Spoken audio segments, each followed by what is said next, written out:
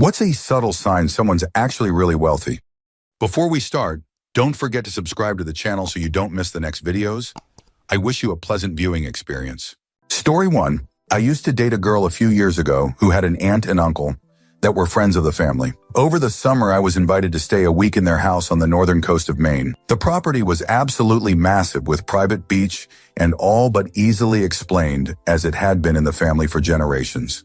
I love cooking and was asked to prepare dinner for everyone on the third night of whatever I wanted to make. I was told to make a grocery list of whatever I wanted. Being on the coast and all I wanted to make some whole cod with some family-style sides. I thought they were just being nice and going grocery shopping since I was not familiar at all with the area. The moment I knew these people weren't just well-off but wealthy was when the aunt placed a phone call, and 3 hours later a seaplane landed at their dock with produce picked that day, and then a boat pulled up with the cod I asked for. Story 2. Quietly comfortable about money, it's simply not a subject. Who picks up the tab? They don't care.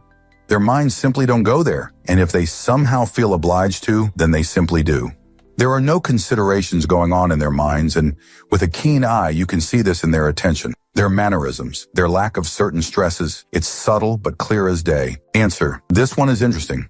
So I'm retired and was highly encouraged to invest my money at a young age. So by the time my pensions kicked in, I was well above the curve. Add to that, I decided to retire outside of the U.S., in a country with a good exchange rate. So I don't worry about money, and my wife's family and friends can really tell simply by that. I don't look at bills, will simply pick up the tab. The only flex I would say I do is paying for conveniences, not waiting in lines for things or upgrading services to pass the time better. Story 3. Financially comfortable, except with a hobby that functions as the day job. Or they seem to treat their day job more like a hobby. What you're actually seeing is that the bulk of the income is passive. Story 4. I work in a niche industry that brings in a lot of wealthy folks. The wealthiest people I've helped are among the kindest customers I've ever had. One of them turned out to be the owner of the company that we get 12 of our product from. I didn't know until I toured their facility a couple years ago and was introduced to their CEO.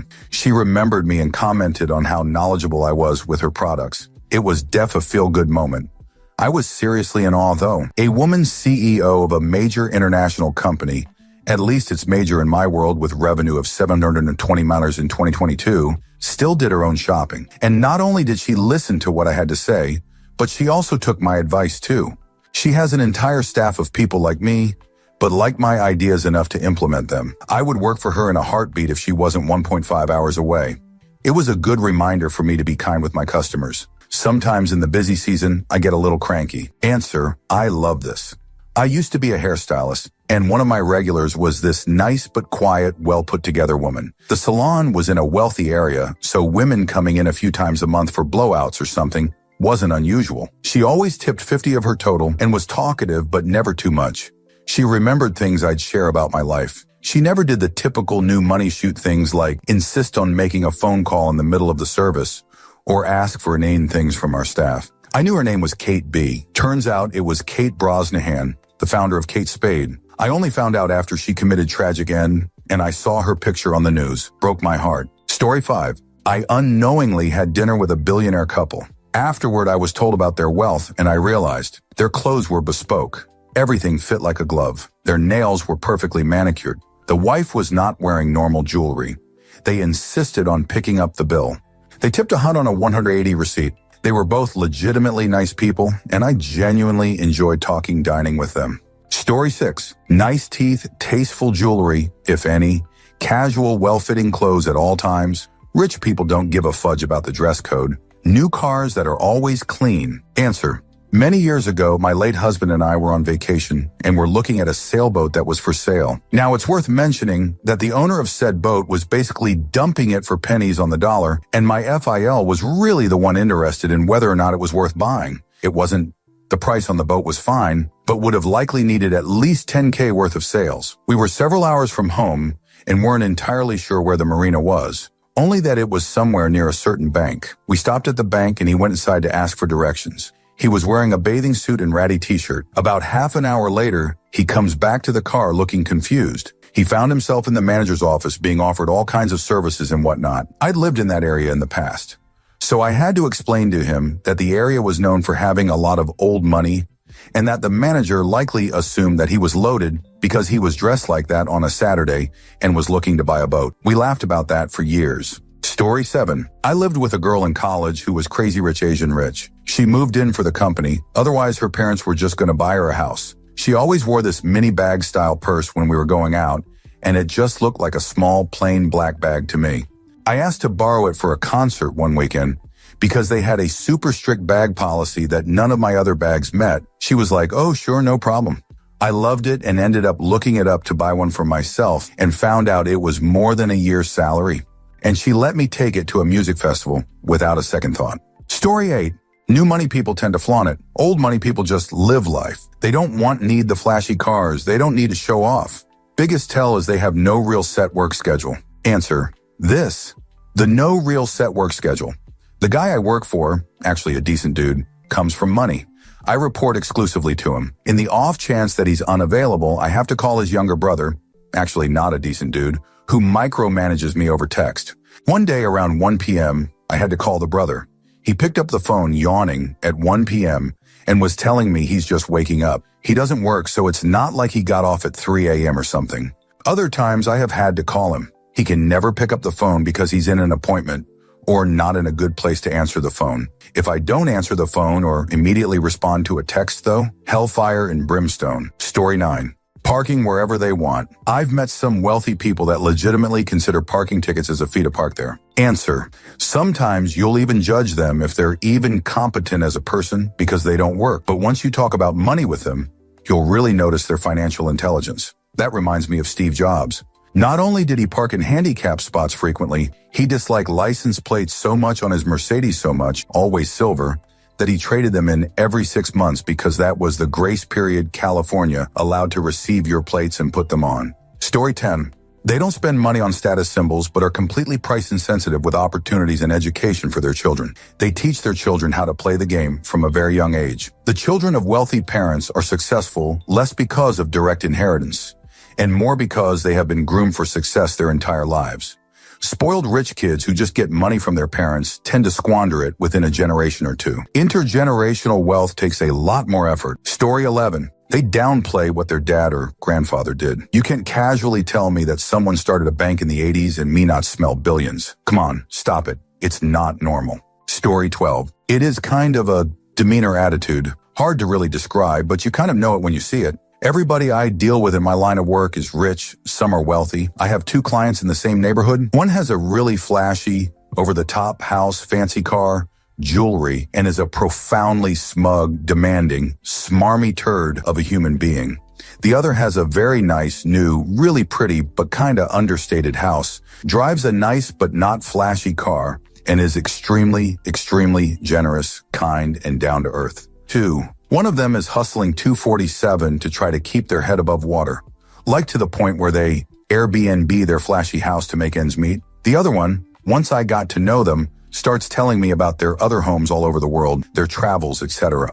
They are not hard and fast rules, but generally rich people like to remind you they are rich, wealthy people, at least most of the self-mades, don't.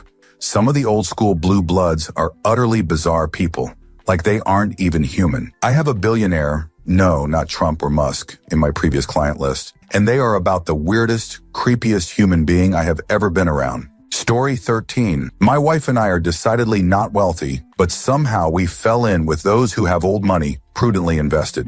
There's this underlying quiet confidence to them. They do not have the latest and greatest of anything. They usually seem perfectly at home nurturing older cars along, rather than running out to the auto dealer to get something new every couple of years. Their homes, while nicely furnished, tend to have a slightly threadbare appearance to them. Not worn, but well-loved. Their clothes typically are what works, rather than coming straight out of the pages of Vogue or GQ. And their manners are, almost without exception, flawless. If you have a conversation with them, there's no name dropping. There's no desire to one-up. They tend to be remarkably down to earth. They typically have mastered the art of conversation, where they are far more interested in talking about you than they are about themselves. In a word, they are not flashy. They don't have to prove a darn thing to anyone. They don't have this manic drive to buy the latest and greatest of everything, or recite their accomplishments as if reading off their resume. They simply are. The 2 things they spend the money on: education and travel, private schools and top-notch colleges. And of the families we know, the kids are expected to do well in school. Oh, and the spoiled brat trope doesn't really seem to apply. In those families we see, the kids are expected to work and make something of themselves independently of the family business. If they do enter into the family business, it's after they've gone somewhere else to cut their teeth. Answer: I agree with they don't have to prove anything to anyone. One of the wealthiest men I know absolutely loves an 8-bottle of wine. He has a cellar in his house filled with bottles that are over 1,000 wines, some over 5,000 wines. But he just loves the taste of this 8-bottle and drinks it all the time and serves it to his guests. Why drink a fancy bottle if you just like the taste of an 8-bottle? Also, of course, all his kids went to private school and they go to Italy multiple times a year. So what you said about travel and education is also spot on. Story 14. Has all the time in the world. No prior commitments with other people but themselves. Does not work for someone. They know what they want. You'll realize you're the one adapting to their schedule for meetings. They don't work with laptops in a coffee shop, but with their phones always in a call telling someone else what to do. Sometimes you'll even judge them if they're even competent as a person because they don't work. But once you talk about money with them, you'll really notice their financial intelligence. Just things I noticed with wealthy clients as an architect. Story 15 was at my favorite lunch place in Munich. Guy is sitting there in an old jacket with dirty boots and a scruffy dog drinking coffee. Chat to him a bit. Nice guy. After he leaves, the owner of the restaurant tells me he owns the 2 city blocks surrounding the restaurant. The only reason he didn't own the block we were in was because the church owned it and wasn't selling. Story 16. Many years ago, I worked as a driver for a gentleman in Greenwich CT. He was wealthy, millions. But one afternoon, on very short notice, he took me on a trip to Florida with the heiress of the Annenberg fortune, billions. We traveled with her and her entourage in her private jet from a private airfield. When staying at her residence, I remember meeting her and getting the feeling that she was deeply lonely. I've never sensed it as strongly with anyone else. She was quite nice to me. She spoke directly to me and paid attention to my answers. Something subtle I picked up on was how the people around her were very rehearsed. Nothing natural ever happened. Ultimately, despite her extraordinary wealth, I felt quite sorry for her. Story 17. I work alongside someone who is worth 750 million USD. They are 25 years my senior. Subtle signs that others could likely pick up on. He dresses smart casual as base, then accordingly for more formal occasions. He notices all details of your attire, including fit, watches, jewelry, etc., but would never comment on them. He has a talk to the public voice, kind, demure, pleasant, then a talk to equals voice, blunt, aggressive, clear, incredibly fast-paced. He is rushed but not frantic as he controls everyone's time around him. He allows almost 0 people into his inner circle, but once you are in, he wants you to consume knowledge at the same rate as him. Constantly sending articles, studies, reports at all hours of the night and wants to discuss them in detail almost immediately thereafter, which I personally love. Memory and mind for details can compartmentalize many moving businesses. He has many homes and house managers, all of which have been working for the family for a long time. The homes are usually more architecturally interesting than huge compared to their respective neighbors. Cars, he generally sticks to driving the same kind of luxury SUV and now a newly purchased luxury wagon. However, I know he has purchased wildly expensive classics that I don't think anyone else even knows about, including relatives. His homes are very well appointed, but his home offices are always incredible, adorned with keep sockets of past businesses' achievements. Edit, one thing I'll also mention is he is action-oriented. When he has his business hat on, he is not asking for my informed opinion. He is asking for my direction. If I say anything, it has to mean that I stand behind it 100, period. I can be wrong, but I can't be ambivalent in any detail, large or small. I vividly remember using the word assume, and his reaction was the most fierce and real one I've ever experienced in business. Taught me a lot. Story 18. You know that guy with the 828 Mercedes diesel sedan that looks like the day it was made? That's a pretty good sign. Story 19. Pull out a plat book, see who owns the most land in the Midwest, and you'll find billionaires driving a 1993 rusted-out Ford F-150. Story 20. They're a poor grad student in the U.S., but casually drop details about their family and life pre-immigration that include maids, chauffeurs, and multiple kids being sent to the U.S. for college at full tuition price. Also, I can't wear any jewelry except gold. Everyone in my family is allergic to cheap metal, and at least $100 worth of saffron in the spice cabinet if they're Middle Eastern. Story 21. Easier to tell if they are older. You don't notice the cosmetic work they've had done. If they both look surprisingly good for their age and are at a fit for their age and move easily. Old blue-collar workers carry the cost of earning a living in the damage it does to their bodies. Story 22. I unexpectedly connected with a person. We both had so much in common. Age, relationships, interests, hobby. We started chatting regularly and really got to know one another online. We decided to meet up and have dinner. Well, she's a 1%er and am most certainly not. She basically ordered each dish from the menu so we could taste a little bit of everything. She asked to speak with the owner chef about a certain dish and wanted to ask about regions where the whole bottle of wine came from. These were places she had traveled and taken tours. She's smart, Av, and astoundingly beautiful. She openly discloses all her beauty treatments to me. She doesn't do her own makeup because it's easier to hire someone to come to her house to do it for her. Her hair is luxurious from blowouts. She has several different houses and condos and well-known vacation spots. She tries hard to be humble, but accidentally says offensive things like, I can get along with people like you. She has a big heart and makes large donations to charities. She has been to 4 different countries that I know of for fun just in the past few months. She has a nanny for her children, and she also has a driver. I do care about her as a genuine friend, but sometimes it's a challenge to be her buddy because of our class gap. I'm just over here thinking about a side hustle so I can pay off some medical debt. Story 23. My best friend's daughter married into mega wealth family. Their 6-year-old daughter was listening to my friend's wife describe their upcoming vacation and said, Grandma, you fly with strangers? That. Story 24. Doesn't talk about money and doesn't show off money. No true wealthy person wears a Versace shirt with the word Versace visible from 20 feet away, for example. Story 25. A friend of mine in my MSc told me he wanted to retire because he was 40 and had worked too much. He wanted to just sail on his yacht in Malaysia. Story 26. Amazing, unnoticeable plastic surgery. My cousin and I met a woman who really looked like she was in her 40s and discovered she was in her late 60s. Seriously, she looked amazing. She was the same age as my aunt, and we were floored when she happened to mention her age. My cousin and I compared notes afterwards, considered some of the stories she briefly mentioned, and realized she was enormously wealthy.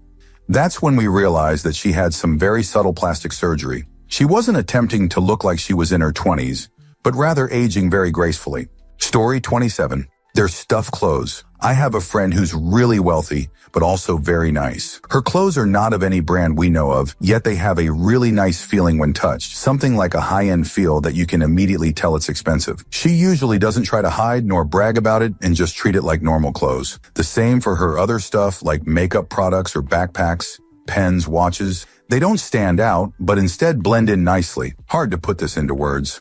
That's the easiest way to distinguish wealthy people, at least to me. Story 28. I have a pretty great golf group that goes on a yearly 5-day drinking vacation that includes golf. It has grown to 16 over the years. One of our guys has been in the group for 4 years. Everyone is generous and throws money around, so I never knew he was wealthy. We were on a rain delay, and someone mentioned Tipsy ordering something dumb on Amazon. He mentioned that's how he got his new Bronco. He ordered it on our vacation and didn't remember. His wife was mad only because they had no more room for another vehicle. Story 29. They don't ask what it is you do. Instead, they ask more personal questions about your interests and such. Small fish ask, what do you do for a living? Most big fish don't unless the conversation gets there. They will never ask first. Story 30. The literal only sure sign a person is wealthy is they take care of themselves, teeth, hair, clothing, things, stuff like that. Everything is fixed or taken care of in a timely manner. I know many wealthy people, and that's basically the only running theme. They just have what they need and are taken care of in all ways all the time. Story 31. They'll be wearing clothes and accessories most people won't even have heard of, but costs almost a house deposit. A Patek Philippe, Nautilus, Vacheron Constantin Patrimony don't really stand out unless you're into watches, but they'll be north of 50, 100K. The leather jacket will be worth more than your car. Those boat shoes will be in the 4 digits. Just tailor-made, high-quality stuff without shoot, like Balenciaga, or Supreme all over it. Story 32.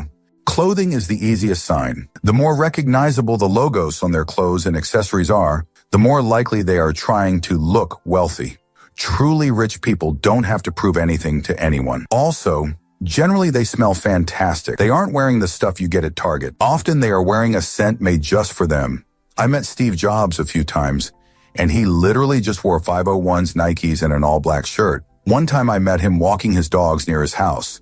I was visiting another Apple executive at the time who just happened to live near Steve. His house, by the way, is not extravagant, from the outside anyway. We talked about Buddha, seminal moment in my life. I have met quite a few billionaires and wealthy famous people due to my career. Steve Jobs is my favorite famous person I've met, but a close second is Obama.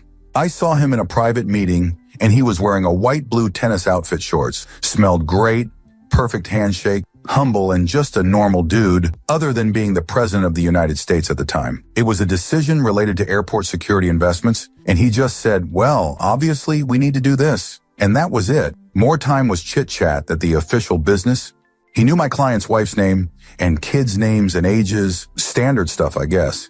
He has people to track it and remind him, but it seemed like genuine interest to me. Story 33. One sign I haven't seen brought up much in this thread. People with generational wealth tend to spend a ton of quality time with their relatives, their grandparents especially. Not as much time as a multi-generation household where the family lives with or takes care of its elders, of course. But the amount of random lunches, dinners, plays, concerts, movies, birthday parties, vacations, etc. a person attends with their relatives can usually imply that the family has money. The cynical perspective on this would be that everyone is sucking up to the grandparents because they're scared of being cut out of the will. But I think the far more likely answer is that most people wish they could get together with their family often, retired people especially, and the wealthy just have an easier time sending invites out for whatever they think everyone will enjoy since money's no object. Story 34. I've worked in Las Vegas hotels for years. I can tell you the ones that have ancestral, by my own country wealth, are very ordinary in appearance. No tattoos, piercings, no dyed hair, no fake nails, eyelashes, no extravagant makeup. Their clothes are not outlandish, almost all couture. They are not flashy. They don't say much to those they don't know. They are very private and normally have their own staff with them. On the off chance you run into one of them alone, you would have absolutely no clue. Story 35. This comment section is fanciful. People are conflating the lower upper class with the true patrician elite. Real wealth is not subtle, almost by its bend the world to your will nature. Normal middle-class people rarely, if ever, abut against it, so it may seem subtle or guarded or shrouded in misunderstood signifiers to them. But if they walked around Sagaponack, they'd have no problem locating real wealth. Real wealth isn't a table at Noma and not looking at the bill. It's flying Ren Redzepi in from Copenhagen to deign the menu for your daughter's wedding reception. Story 36. I love telling this story. When I was a kid, my mom had a friend. He was from one of the 10 wealthiest families in the UK. I did not know this at the time. He drove an old beat-up Volkswagen Beetle, dressed very plainly. Super nice. I just figured he was easygoing. Not materialistic. No job. One evening, we're sitting in the living room and a light goes out. He jumps up and say, he'll take care of it, and runs out to his car and leaves. An hour later, he comes back with a newly purchased book. It was like $75 on electrical repair. He did not know how to change a light bulb. Story 37. So I have a friend that I would say is wealthy. I live in Silicon Valley, so there are actually a lot rich people. So you have to sort of delineate their level of rich. This guy probably makes a salary, his own business, about $5 million a year. He has a beautiful house, but not ostentatious and not giant. It's in one of the wealthiest neighborhoods, Montessorino, but is certainly a small house for that zip code. He is very generous. He does not flash money around, is genuinely concerned about his employees, and constantly stresses about making sure that the employees are well taken care of. He drives a nice SUV, a Volvo, has a few hobbies that he does spend a lot of money on, but if you didn't hang with the guy, you would never know this. He has some quirks that I find funny because I am actually technically below the poverty line in Silicon Valley, but that's anyone with a blue-collar job. We go have lunch or coffee. He never lets me pay, even if I argue or try to grab the check. He really is a great guy. He never flaunts it. He never holds it over anyone, and he is generous. I worked for another guy. I'm going to be vague here, mainly because I signed an NDA. He is rich. He is in the Tres Commas Club. It's old money, but he is the singularly hardest working dude I've ever met. He can be in the field with us mere plebs with work boots on, and 4 hours later, he is in his private jet headed to meetings in the Midwest, and back that evening for some event, then on the jet the next morning at 4 a.m. to visit his kids at boarding school on the East Coast, and back in time for evening meetings. I swear the guy works 18 HR days. He drives nice cars, but for the area, they 100 do not stand out. The funny thing is, and I wish I could tell the story with details, but the gist of it is, this is during the dot-com boom, and we had a bunch of new money people coming to the campus, we'll call it. The CEO of FogDog, online.com era sporting goods store, rolls up in his Ferrari or Lamborghini, whatever over-the-top car, gets out and say, "Hey, is Bob Smith, my boss," obviously not his name, around? So one thing to note, no one calls him by his first name except Mrs. Smith, not even his higher-ups. I'm sure they did in private, but certainly not in public. And second, Mr. Fogdog literally was standing next to Mr. Smith when he asked me that question, Mr. Smith looks over at me, rolls his eyes and shakes his head a bit and walks away, and I just respond, "Oh, he's around here somewhere." The moral of my overly long post is, there are super publicly wealthy, stupid rich, like Bezos, Musk, etc., who have to roll with former Spec Ops security teams, and literally everyone on the planet knows who they are. Then there are super wealthy, true billionaires who you might talk to or meet, and there is really no overt sign they are super wealthy, no security teams. They may exude success or business professional, but nothing in your face that would dictate this guy's a billionaire.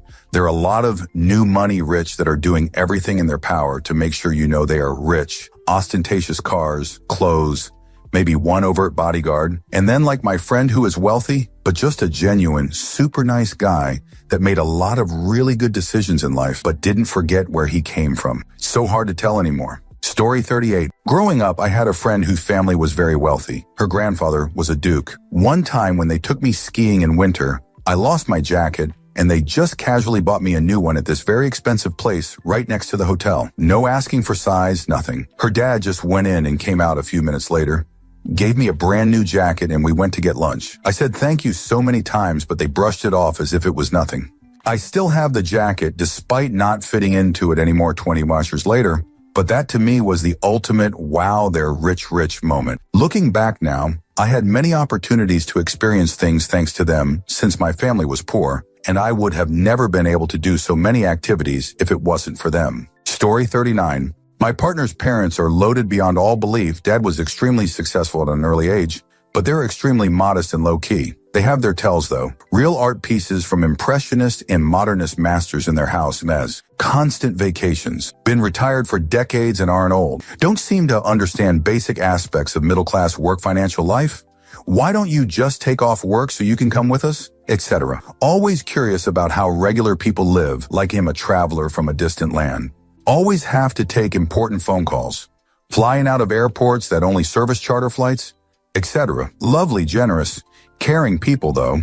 I'm glad to know them, and not just because they pick up the tab when we go out to eat. What I think is more interesting is how us regular folk can smell out money like we're fudge truffle pigs. I can tell if someone comes from wealth or not, like the second I come in contact with them, and I know most of you can too. Story 40. They have a rich social life full of friends, family, and acquaintances. You see, relationships are wealth. Story 41. We had a very rich man who was a friend of the family, legit millionaire. What I always noted about him was that he was always well put together, but never flashy. New black Mercedes every few years.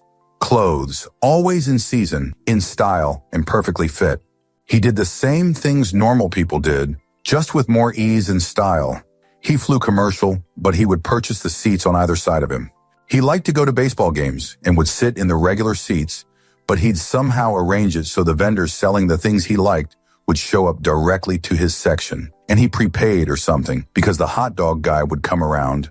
Our friend would ask, "Who wants hot dogs?" And he'd tell the guy how many. I never saw money change hands. He had fudge you money, but he was a very nice, generous, grounded man. He used it to be nice and for his own comfort, rather than bullying people or buying politicians. Story 42. Extremely well-behaved young children. A friend still talks with awe of the time she was sat beside a low coffee table, eating and drinking from an antique set of china. Her hand trembled, such was her fear that she might drop or chip her cup. At that same table sat an immaculately behaved 3-year-old boy in a white shirt with a lace-edge collar. His mother didn't even look at him. She simply trusted that the nannies had sufficiently instructed him that he could navigate this china set without direction. His performance was faultless. Story 43. They might not wear flashy or unusual clothes, but the clothes they do have don't show wear. They don't walk through a pair of shoes or wear the same couple pairs of jeans over and over? Answer: we brush up against the ultra-rich fairly often at work, small airport where they go for summer trips. This exactly. Fairly normal clothing, but never worn out.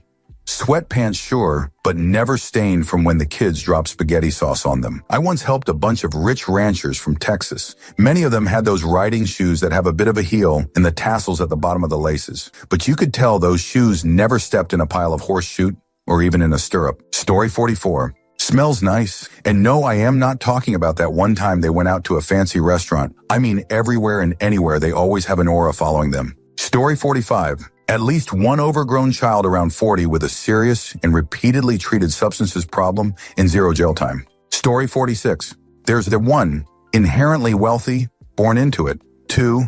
Self-made wealthy, kind of speaks for itself there. 3. New money. People who get wealth and attempt to invest or use it wisely and pretend they've always had it. 4. Poor wealthy. Lottery winners, etc. They buy ostentatious shoot, big, disgustingly built mansions, cars, bags, plastic surgery, and anything tacky because they're clueless as to the value or consequence of what having money means, and they're insecure and brag to everyone about it by way of showing off. They often spend it all. Story 47.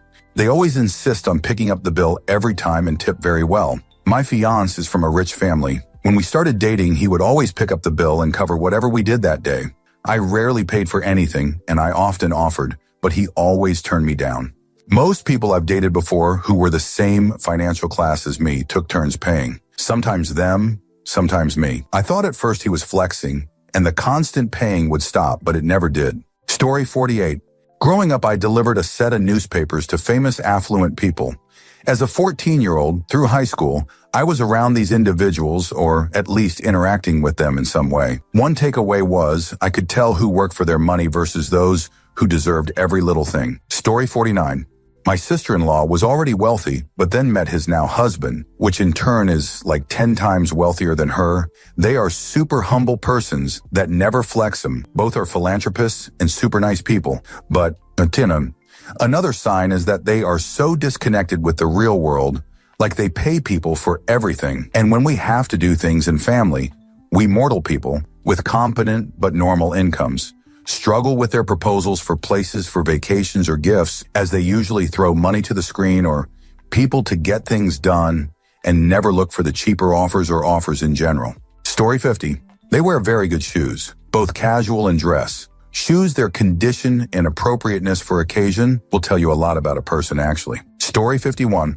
My father is pretty wealthy, but not absurdly. One thing I've noticed about him that kind of gives off that vibe without being too on the nose is the fact that he never looks at receipts, bills, in restaurants. He just gives them his card and tells them to run it for the whole table. He only actually looks at the bill after it's been paid, and he's calculating a usually very generous tip. Story 52. I would say little to no social media presence. They have no need to flaunt their houses or possessions and are actually quite discreet about what they own. They are purposefully vague about personal information, addresses, phone numbers, etc., because they value their personal space-time. Privacy really is the last luxury in today's world. Story 53. There's a lot of obvious signs, but subtle ones are harder because they're subtle. Definitely custom clothing brand? What do you mean? Seemingly never worried about any form of bill's monetary expenditure? Oh yeah, I'll pick up the bill. A lackadaisical attitude towards holidays. Oh, we might as well pop over to see Auntie, yeah? Spend another week while we're nearby? Nothing phases them, no matter how dire. Oh, it'll be all right. We'll figure it out. A quiet confidence in everything they do. Not like it's the end of the world or this doesn't work out, Why not give it a spin? Essentially, they're a non-stressed version of everyone else. Story 54. I have a friend I met 2 years ago. I've never seen him mention a job, school, nothing. He has a 4-bedroom house in LA he bought last year and has been to every continent excluding the Arctic in the past 5 months. On top of that, he regularly makes big purchases without any cringing. He only ever mentioned his parents were bankers once or twice. Story 55. While the rest of us avoid dealer repairs at all costs, they will have their 40-year-old Volvo repaired at the dealer without hesitation, and it never breaks down because they've never skimped on a repair. Answer: lol, this is funny. My uncle was a co-founder of Broadcom semiconductor company who retired at 45 and cashed out. He's easily worth hundreds of millions. Brother drives a 2010 Prius and all repairs always go to the dealership. His house is gorgeous and huge, but aside from that, he's in shorts and sandals all day driving a Prius. Amazing humble man. He loves Hawaii, so he spends 3 months a year living at the Ritz-Carlton on the islands as his annual retreat.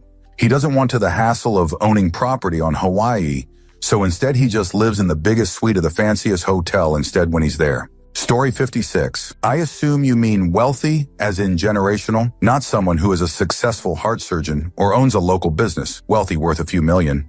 What I have noticed about uber-wealthy clients is they seem to shun things that scream wealth. No one has a $250K car, even when they could, but 1,000 of them. One time went to an important meeting with a very, very wealthy client who made his money in NYC owning commercial buildings. I suggested we take a cab. He said he would pick me up. He housed up in the company van, which was perfectly clean, but was the van his crews used to take materials to different buildings. We were friends too, so I made a joke and he said, why drive a car, pay for parking, etc., when we could pull right up to the building since the van had commercial plates and the whole area was commercial vehicle street parking only during the day. Story 57.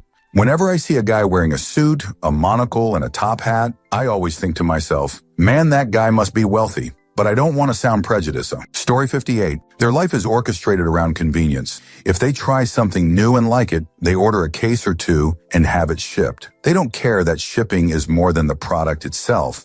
If they need an umbrella, they buy an umbrella, even if it's $300 and they won't use it again. They pay for services the average person does on their own without thinking, not because they're lazy, but because their time is valuable. They give away expensive items on the spur of the moment without a second thought. They're not necessarily wasteful, they just don't let money dictate their decisions. Once you surpass the ability to cover your expenses and the lifestyle you enjoy, money becomes about convenience. Story 59. That Larry King interview where the dude said that luxuries he couldn't live without were nice socks and good coffee. Larry said that those aren't luxuries and gave a private plane as an example. Story 60. High net worth individuals think differently. Not just about money, about everything. The time and energy everybody else spends attempting to conform, millionaires spend creating their own path. Story 61. Not insanely wealthy, but my dad just stopped working 3 years ago after deciding he no longer wanted to be a CEO and has been gardening since restoring his tractor, whilst flying all over the world on holidays. Without a care in the world, it's the lack of doing stuff that gives money away. People who have money just can do nothing. Story 62.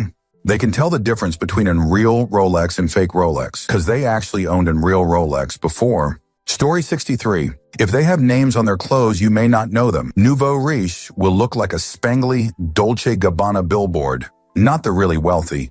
Their suit was made by a tailor in Hong Kong and doesn't have a label on it, but they might have a 7,000 Tom Ford suit on. If they're slumming it, they may be wearing a 50 beanie or have some shopping in their 275 tote bag from Filson. They may be wearing 8,000 shoes or 4,000 crocodile, suede, and deer-hide tennis sneakers from Stefano Ricci. They have a 1,000 pair of sunglasses from Zilli in the car. Story 64. I used to work as a bartender at the Hilton. Extremely wealthy people were comfortable with their wealth. They ordered what they wanted, but rarely the most expensive thing on the menu. They ordered drinks they liked as opposed to drinks for show, and they were generally pleasant to serve. They very often tipped extremely well, but for actual good, quiet, and efficient service, as opposed to indulging or pampering them. The look-at-me's, on the other hand, those who wanted to appear wealthy, but it was mostly for show, loudly ordered the most expensive item on the menu, let everyone know they were ordering Dom Perignon or Cristal, and were generally unpleasant, demanding, and abusive towards waitstaff. They found the slightest reason to send something back, even going so far as to make something up in order to appear cultured, and they often failed to tip while dramatically voicing their imagined displeasure for all to hear. They expected everything to be comped, and very often use the "do you know who I am" line after being presented with the bill. I've had more than one credit card declined from these people who would loudly exclaim that it was somehow the establishment's fault. Story 65. I taught a class at UC Berkeley, and one of the kids in my class had his family name on the building I was teaching in. Story 66. Drives a Toyota, but speaks and has mannerisms different to most people. You'll know when you see it. Story 67. My brother-in-law inherited millions in real estate from his parents. He invested those millions and made more millions. Sold and invested real estate. The dude shops at the dollar store. LOL, you would never guess. Story 68. Ooh, a chance to tell my favorite stealth billionaire story. I was in Moscow for a while, which has plenty of rich folks. Most of them are mere millionaires, which my friends would deride as minigarchs, wannabe oligarchs. Usually the more mere the wealthy individual was, the larger their entourage would be. Armed guards, Bentley motorcades, beautiful fur-clad women, etc. Then one day I was outside one of Moscow's most exclusive nightclubs, and out stepped Mikhail Prokhorov, the former owner of the New Jersey Nets, currently worth about $14 billion. Unmistakable, at his height of 6'8". I watched to see how he would leave. To my surprise, he and another normal-sized man in a dark suit both got into the back of a lone black BMW sedan and left. The car quickly blended into the city center traffic and disappeared. No flashing lights or blaring sirens. For Moscow, that was the biggest baller move of them all. Story 69. When they don't know what fashion brands are and just buy what they like when they drive a 20-year-old car and tell you, well, it's still going. So when they buy a house and work on it themselves with gardeners or electricians, plumbers, when their jeans have holes in them and prefer rocking flip-flops over Louis Vuitton sneakers. Point here, I'm trying to make as most wealthy people are just like you and me. They just got lucky at one point in their lives and feel comfortable living the same way as they always have, just with more homes and better access to resources.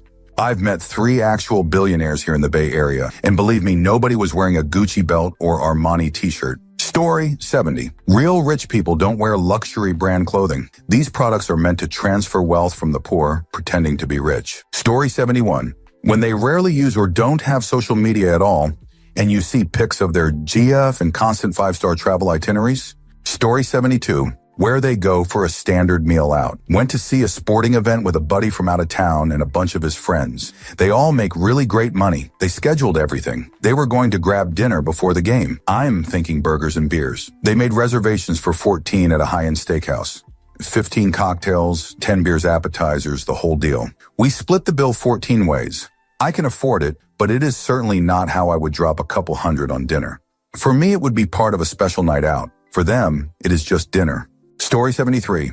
Eccentricity not trained out by exposure to normal people. Like not having any towels in a multi-million mansion. Story 74. They never talk about money, and their clothing is not ostentatious, but is really nice quality and fits them well. It's easy for us poors to see it in their outerwear, especially.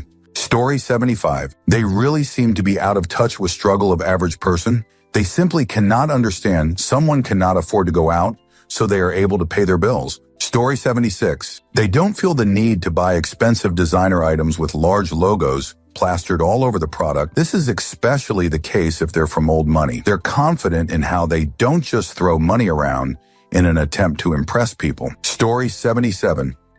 They have class. The way they move, the way they speak, the way they behave is elegant. They have good manners and right conduct. They go on vacations to other countries regularly. Some of them do this to find themselves. They often pursue hobbies or skills that require a lot of investment. Take, for example, horse riding, car racing, starting a business, and being able to have the capital right away. They also often look attractive because they're able to afford all sorts of skin treatments and medicine and the time to actually go to the gym to train. If they have an imperfection, they can afford to fix or improve it. They know people in high places, or at least family members of influential people. They can attend concerts anytime, any place. They are business-minded, and they can take advantage of a situation and monetize it. They are good at building connections with people. Story 78. A stripper once told me that at the clubs, the girls look at the shoes and the watches. Good shoes, expensive watches are a sure sign of money. Answer. I stripped a hunt for over a decade and didn't care about the shoes and watch. After a few years in the club, it was all about the slightly disheveled guy over 50 wearing white sneakers with a well-worn wallet in the club by himself on a weeknight. I did very well in my career and got a lot of great advice on retirement, investments, and learned some manners. I experienced a side of life I never otherwise would have, and it changed my life. Watches? Useless. Give me tailored grandpa jeans and New Balance sneaks, and a guy who hasn't had to care about his haircut in a while. Story 79. I won't say where or doing what, but I used to work with the extremely wealthy. A few others have said this, but money talks, wealth whispers, is so unbelievably correct. A few things to tip you off though, but I would say when dealing with a rich person in front of you, it's easier to tell if they're extremely wealthy, but what they are not doing. The biggest tell is going to be if they are carrying a wallet or a purse or not.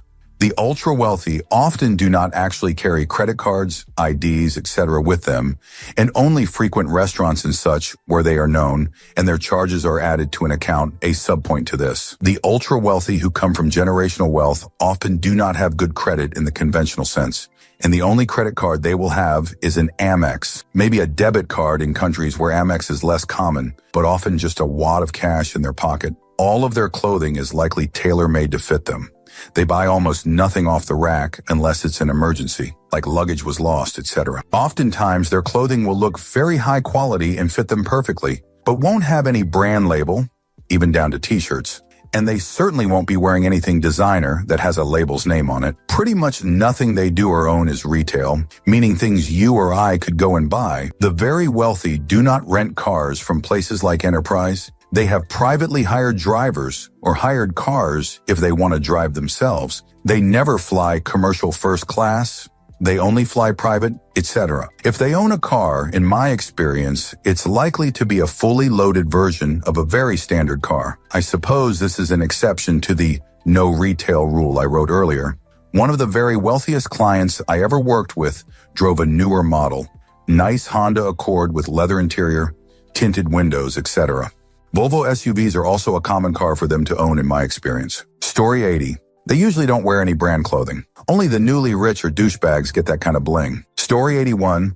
They don't speak of money or wear it, the ones I know. They don't wear labeled clothes. The clothes they wear are notable by the quality. They also go to high-end estate sales and live frugally. Quiet types. Polite and humble, they go through life. They may have an expensive hobby, but one would never know. Story 82. They frequently discuss a wide range of not-so-cheap activities, sports, outings, etc., but they never mention money, their jobs, or how expensive cheap anything is. Most wealthy people don't flex their wealth. They just enjoy the freedom and choices it gives them. Story 83. They don't talk about money. I once had a conversation at a party for my wife's then boss. It was at a marina, and I was looking at the boats out of the window. He said that his was at the end of the dock and casually mentioned that it was 85 feet. When he bought it, it was 72 feet, and they had a salon added to the stern. When I asked, he talked about the process, complained how long it took, and about the crew. He never brought up the cost, and I didn't ask. Nice guy. Very unassuming. Story 84. He shows up wearing an inexpensive button-up shirt and faded blue jeans, but they both fit well, and loafers. After talking for a few minutes, you realize he has a very expensive watch and a $300 haircut. No diamond tie pin or huge pinky ring, just the subtle signs of wealth. Story 85. I'm married into a wealthy Asian family. If you met them, you'd have no idea they own several companies. My FIL never dresses fancy. He's not even particularly well-groomed. They look like regular people. They don't flaunt wealth. I typically assume people who flaunt wealth are probably in debt and are insecure. Story 86.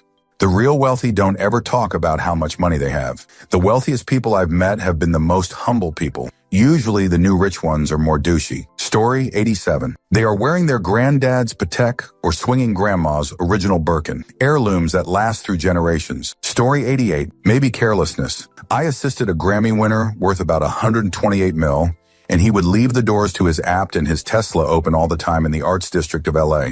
I lived next door as one of 3 assistants and was constantly checking doors LOL. Story 89. They don't talk about money and they don't wear labels. I know a guy whose dad is high up in a petrochemicals company, 7 figures per year, and everything he wears is either unlabeled or the logo is minimal. He also tends to buy clothing that lasts a long time. Story 90. They don't have actual jobs. She creates butterfly art, and he is a wine trader and restores antique cars. The antique cars he has right now have names like Delahaye and Lagonda Rapide. Story 91. When they get asked how much that cost or how much their bill was and have no idea, or they're completely out of touch with current prices of daily essentials like groceries, takeout, etc. Story 92. My Uncle John developed WSFTP back sometime in the 90s. Dude served in the Army when I was a kid and then retired and developed it. I have never been told an exact amount, but when he sold his half to his partner, a guy named Roger Earg, I was like 13, 15, then. That was like 20 years ago. I've heard he sold it for 50 million plus some other stuff. My uncle lives in a nice house with some land. Nothing crazy for our area. Man looks like he never left the 70s, 80s. He has helped quite a few family members by buying their houses outright and them paying him back. And he has done a lot of great things for the town he grew up in. But if you saw him, you would never in a million years guess he had any money at all. Even my mom's sister, Uncle John's wife, wasn't flashy when she was still alive, but she took care of people she loved, but wasn't a crutch either. I remember they would give awesome Christmas presents and would always host holiday parties for our family at their house. Really good, down-to-earth, honest, caring people who, if you didn't know them, would never guess they had money at all. Story 93. I know a family and the dad is the CEO of this huge company. He's always traveling to Paris or Japan or somewhere for work. They're the most down-to-earth people I know. No flashy cars. Their home is a really standard small home in a subdivision. Normal clothing and shoes. The only way you'd know their wealth at all is because they do buy their kids new vehicles when they're of age to drive. Nothing flashy. And they travel to some pretty exotic places. The wife is a nurse and works and is just so normal and kind. I've been to their home before, and it's just a typical messy lived-in home. Story 94. X200B. I don't have the money, my parents do. Didn't grow up with it, it came later, which is a great combo. I learned how to live simply and be happy with it, and now there is enough around to allow me to relax a little and be generous with others. What are 3 signs? A. I can be generous with people if they need help. B. I'm ridiculously appreciative of what I have. I know a lot of people struggle. C. I don't have to worry like I used to. Health bills, losing a job. I keep it really undercover, but my close friends know. I tell them only to explain why I sometimes pay more than my share. I don't want them to think I'm suffering or being so altruistic. I'm just lucky and feel stupid having friends pay for things that are easy for me. Story 95. As a teenager, my stepdad was the middle-class kid at a fancy boarding school. One weekend, his friend, a DuPont heir, came back depressed. Stepdad, what's wrong, John? Friend, I told my grandfather and dad, I want to be a lawyer when I grow up. Stepdad, confused. And why are you sad? Aren't they happy you want to be a lawyer? Friend, no, they told me. DuPonts hire lawyers. We don't become one. I suppose it's not subtle, but it's a hell of a sign that some is wealthy beyond belief. Story 96. Their clothing is understated but fits perfectly. Their shoes are always clean and in perfect condition. They don't go out of their way to impress or flash their wealth. Story 97. I met my nephew's GF over Christmas. She's from old Texas oil money. Couldn't tell at all, actually. He told me. She lives in a 1590 SQFT house with 3 pools and has her own private jet. She's 15. Story 98. They really do not worry about prices or who is paying, etc., and does not make any comment about it. Story 99. I was served lunch by Isolde Liebherr, the 4th richest billionaire in Switzerland, was at a trade show where she is always very hands-on in presenting their business. We were invited to lunch by our sales representative, and the waiting staff were overwhelmed. When SC brought lunch afterwards, our sales representative spilled the beans. Being humbled by class shows the heritage. Story 100. I once went on a date with a girl. 3rd or 4th date. The date was in London, then Paris, then Morocco. She chartered a plane. Story 101. They never pass up an opportunity to learn and grow. I once did some freelance work for a very wealthy entrepreneur. He invited the crew of 5 to breakfast on our first day of work. He took a few minutes to go over the project, and then he went around the table asking everybody what their story was. He wanted to know how each of us had arrived to this point in our careers. He listened intently to everyone. I felt like he was going to learn a little something from everybody that day, and eventually that accumulated knowledge would somehow add to his already immense wealth. Story 102. 2 of the wealthiest people I've known, 8 figures, drove base model cars. They had very nice homes but didn't drive Ferrari or anything. They take steps to not flaunt their wealth. They have nothing to prove because they know they got it. Flaunting it only brings the worst out in people. Story 103. When a person starts dressing for comfort and not to show off, even in a 5-star hotel, once you're wealthy, you don't want to look sellable since you aren't looking to impress anyone. Story 104. They never talk about what things cost, and the cost of things are rarely the reason not to do something. Story 105. There's no reliable way to know. Rich people can do anything they want, which means they can be odd or completely normal. Not all of them are materialistic. Story 106. I find that the really rich can be really comfortable about their frugality. They don't mind packing leftover foods, whether cheap stuff from workplaces or even fancy stuff from really nice, formal restaurants, or sometimes flying economy or other frugal habits. Maybe it's because they are so rich they don't care what people think, whereas other quite rich, but not that rich people are more self-conscious about these things. Story 107. I'm a business trainer, and in one class, not mine, one trainee was really rich, out of a class of middle class, poor, and fresh grads. His entire family's in the U.S., but he wanted to live on his own for a while after graduating. After first day orientation, he asked his dad to sell his car and get him a second-hand car since he felt bad that most of his classmates didn't even have cars. At the end of training, he brought the entire class to a beach resort, all expenses paid. Story 108. When you have money and are comfortable with yourself and truly a genuine person, you dismiss the need to impress. You don't walk into a room and want someone to notice you right away. You don't buy things because you're trying to one-up another or stand out, being flash. You buy something you want, and that's it. If it costs $2,500 or $25,000, you don't think about it because the difference is minimal in your head. I'm fortunate enough to come from a bit of money, and I love watches. All watches, I have ones that are 50 and ones that are 20K. I never think about the prices of them. I choose the one I feel like putting on. Always find it funny because my GF yells at me when we do something like the theater or nice dinners out, and I leave the house wearing my 25 Timex. I don't even think about it or people noticing it. I shop at Old Navy, only buy clothes when they're on sale there. I drive a Range Rover, but for the off-road capabilities, 2021 enrolled it twice, badge of honor for what the vehicle was made for. People stare at it all banged up and I laugh.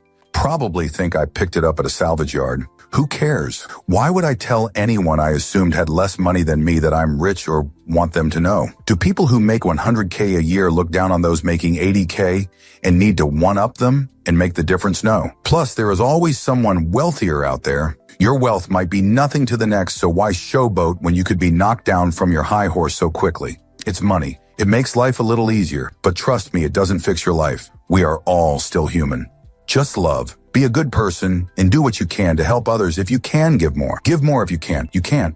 Don't let money change you. I promise you're a better person now than you would be if you just won the lottery tomorrow. Story 109. The hotels or restaurants they casually recommend to you, despite knowing you're a person of meager means, are mind-blowingly expensive. We just got back from Aspen.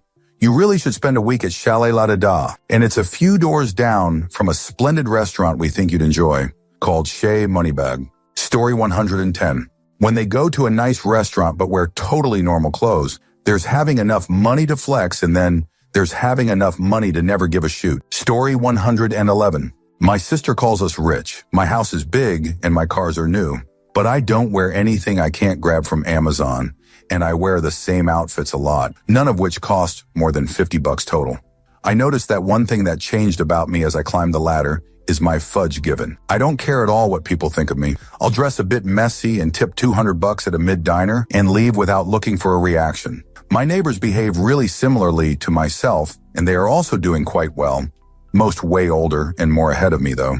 I think it really also depends on how the wealthy people became wealthy. I came from the mud, so I know the world hurts. Some kids are just born into comfort. Story 112. There's some sort of odd notion that rich people don't drive nice cars or have nice watches or do other things that make it obvious they are rich. Maybe that's true at some level, but once they're rich, they usually have several luxury exotic sports cars, live in mansions, wear luxury brands, fly private, and why wouldn't they? I've flown private a few times. It's absolutely phenomenal. Story 113. A crazy jerk nice watch. I commented my BIL's watch over Thanksgiving. He was intimating that it was a splurge. I don't care about asking questions about money with him, so I asked how much it cost. $30,000.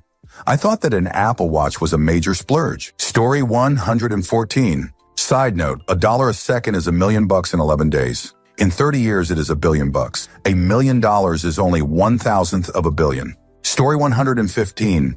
Their house is dimos. Rich people typically don't wear tuxedos or drive Lamborghinis. They tend to just look and act normal. Modesty is the name of the game in all areas except for real estate. It's the one area they can never resist but to splurge. Story 116. Bringing their vehicles into a dealership for routine service tune-ups multiple times during a year. Story 117.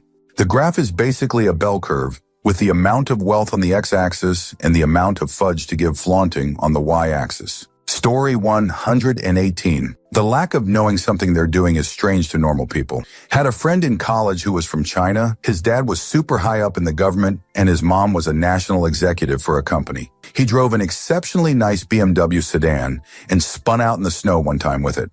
He deemed it unsafe and purchased an all-wheel drive BMW SUV instead. He kept the sedan as his summer vehicle and had a hard time understanding why we were confused with his actions. He was a goofy dude, but had a good heart. Story 119. Every time I visited this client in Texas, he would take me to the nicest restaurants, and the bill was always above $5,000, which I never paid. He bought me the most expensive drinks and would always invite me to Medellin on his private plane, though we never did this, sadly. I miss this client. Story 120. This is more insanely rather rich than generational wealth, but there was a local tech company that was printing money for many years back in the early 90s. I am talking about ridiculous amounts of money. All of the execs and early employees were rolling in cash. They all had high-end sports cars and would rent out one of the racetracks. One of the guys brings his NSX into the dealership because an issue with the center console. Take it apart, and there were $100 bills stuffed down inside the entire area that enough of them worked their way inside the console and was interfering with the movement of the dash. There was around 3,000 of crumpled bills inaccessible inside the console, and that's not counting all of the ones just crammed into every nook and cranny of the car. The trunk of the car was literally half full of unopened CDs and looked like he knocked over a music store. Tell him it's not under warranty when he's picking up the car. He pays and then tells the guy fetching the car that he can keep the money that was pulled out of the dash because he doesn't want it causing him more trouble. Story 121. Most signs are not consistent. For everyone who tips 50 on Uber rides, there will be people who skip the tip altogether. For everyone who wears neat and well-constructed clothes, you will find people that wear mostly t-shirts and sweatpants. Income isn't wealth. Income is earned money, and wealth is whatever you keep.